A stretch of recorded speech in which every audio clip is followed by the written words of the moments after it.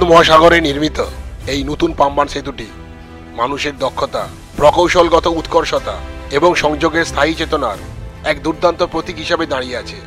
এই সেতুটি হলো একটি ইঞ্জিনিয়ারিং মার্ভেল, যেটি হলো ভারতের সর্বপ্রথম vertical lift railway sea bridge. নতুন এই পাম্বান ব্রিজটি রামেশ্বরম আইল্যান্ডকে সংযুক্ত করেছে ভারতবর্ষের মেন ল্যান্ডের সঙ্গে। এই যে আইল্যান্ডটি দেখছেন, এটি হলো রামেশ্বরম আইল্যান্ড, আর এদিকের যে ল্যান্ডটি দেখছেন, এটি হলো ভারতবর্ষের মেন ল্যান্ড। এই নতুন পাম্বান রেলওয়ে সি ব্রিজের মধ্যেই 72.5 মিটার ভার্টিক্যাল স্প্যান যুক্ত একটি অংশ আছে, যেখানে এই ব্রিজের একটা অংশ উল্লম্বভাবে প্রায় 17 মিটার উঁচুতে উঠে যায়। এর ফলে এই ব্রিজের নিচ দিয়ে বিভিন্ন ধরনের শিপ বা ভেসেল সহজেই চলাচল করতে পারবে।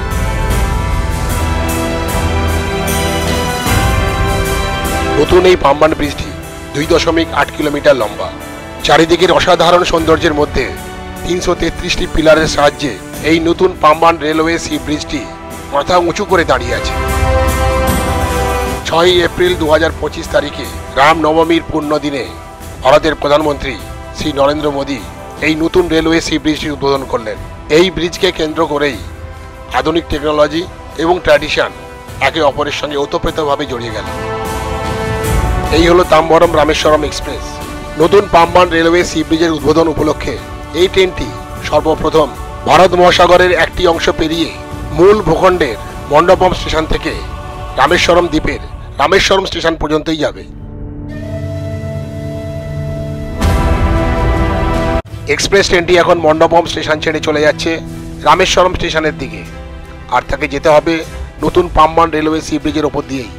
চলুন তাহলে আমরা সাক্ষী হয়ে যাই সেই ঐতিহাসিক জার্নির।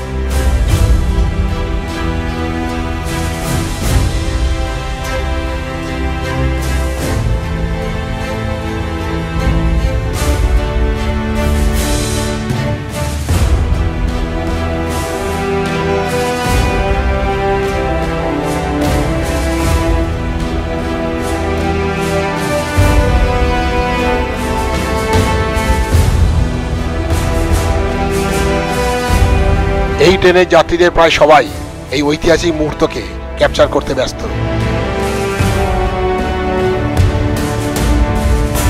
আর দেখুন, নতুন এই পাম্বান রেলওয়ে সি ব্রিজের ঠিক পাশেই সমান্তরালভাবে ইতিহাসের সাক্ষী হিসাবে থেকে যাচ্ছে পুরনো পাম্বান রেলওয়ে সি ব্রিজ। এই পুরনো পাম্বান ব্রিজ দিয়ে ট্রেন চলাচল করেছে 2022 সালের 23শে ডিসেম্বর পর্যন্ত। নতুন এই পাম্বান রেলওয়ে সি ব্রিজটির দৈর্ঘ্য হল 2.08 কিলোমিটার। ট্রেনটি এখন প্রবেশ করছে 72 মিটার দীর্ঘ এই বাসকুল সেতু বিভাগে। সি ব্রিজের এই মুভেবল সেকশনটিকেই বলা হয় বাসকিউল ব্রিজ। ব্রিজের এই অংশটি জাহাজ বা অন্যান্য ভেসেলের চলাচলের জন্য প্রায় 17 মিটার উঁচুতে উঠে যায়। এই কারণে এই ব্রিজটিকে বলা হয় ভার্টিক্যাল লিফট সি ব্রিজ। এই ধরনের ইঞ্জিনিয়ারিং মার্ভেল ভারতবর্ষে কিন্তু সর্বপ্রথম। আর ওই যে পুরনো পাম্বান ব্রিজের বাম দিকে উঁচু যে ব্রিজটি দেখছেন, ওটি হলো জাতীয় সড়ক পথ NH 87। এই জাতীয় সড়কটি অন্যায় ইন্দিরা গান্ধী জাতীয় সড়ক নামেও পরিচিত। এই জাতীয় সড়কটি ভারতবর্ষের তৎকালীন প্রধানমন্ত্রী রাজীব গান্ধী 1988 সালের 2 অক্টোবর উদ্বোধন করেছিলেন। 2.3 কিলোমিটার দীর্ঘ এই সেতুটি সম্পূর্ণ হতে প্রায় 14 বছর সময় নিয়েছিল।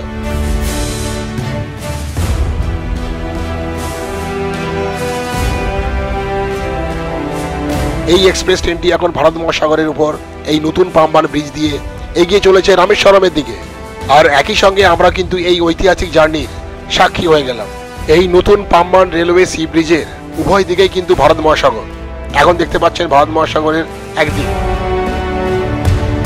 এবার দেখুন new Pamban railway sea bridge থেকে ভারত মহাসাগরের অপর দিকটা। আর দেখুন ওই যে একটু দূরে সমান্তরালভাবে চলে গেছে পুরনো রেলওয়ে সি ব্রিজটি।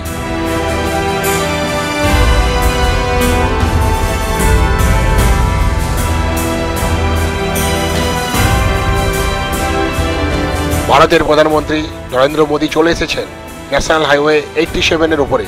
এখান থেকে তিনি ফ্ল্যাগ অফ করছেন প্রথম যে ট্রেনটি এই নতুন রেলওয়ে পাম্বান ব্রিজ দিয়ে অতিক্রম করছে সেই ট্রেনটিকে।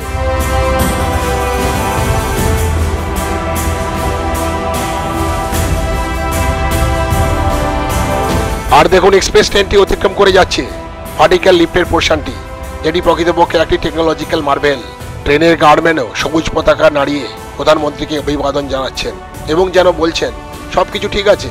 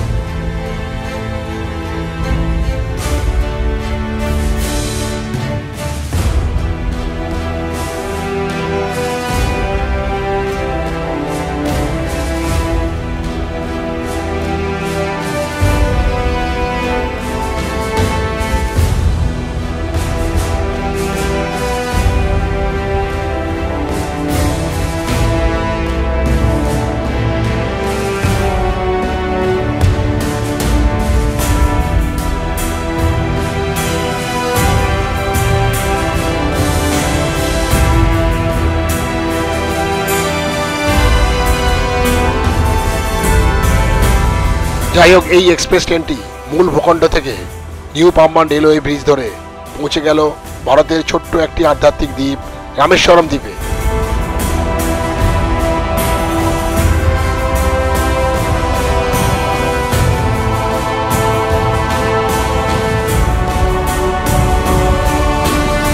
এইভাবেই প্রথম ট্রেন পৌঁছে গেল রামেশ্বরম।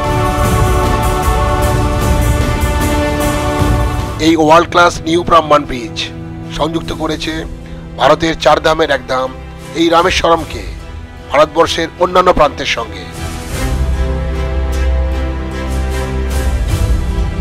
রামেশ্বরম বিখ্যাত রামনাথ স্বামী মন্দিরের জন্য, আর এই রামনাথ স্বামী মন্দির ভগবান শিবের উদ্দেশ্যে নিবেদিত এবং 12টি জ্যোতির্লিঙ্গের মধ্যে একটি। রাবণের হাত থেকে সীতাকে উদ্ধার করার জন্য ভগবান রাম এখানে এসেছিলেন এবং তিনি ভগবান শিবের কাছে প্রার্থনা করেছিলেন সীতাকে উদ্ধার করার জন্য। এই রামেশ্বরম থেকে শ্রীলঙ্কায় যাওয়ার জন্য তিনি বানর সেনার সাহায্যে বানিয়েছিলেন রাম সেতু। আর সেই রাম সেতুর ছবি স্যাটেলাইট থেকে দেখতে পাওয়া যায় বা ওর উপর দিয়ে প্লেনে করে গেলেও দেখতে পাওয়া যায়। এইসব কারণেই এই স্থানটির নাম হয়েছে রামেশ্বরম, অর্থাৎ রামের ঈশ্বর, যা কিনা ভগবান শিবকেই বোঝায়। বিকশিত ভারত নিয়েই প্রধানমন্ত্রীর যে বক্তব্য সেটা শুনিয়ে এবারে ব্লগ শেষ করছি।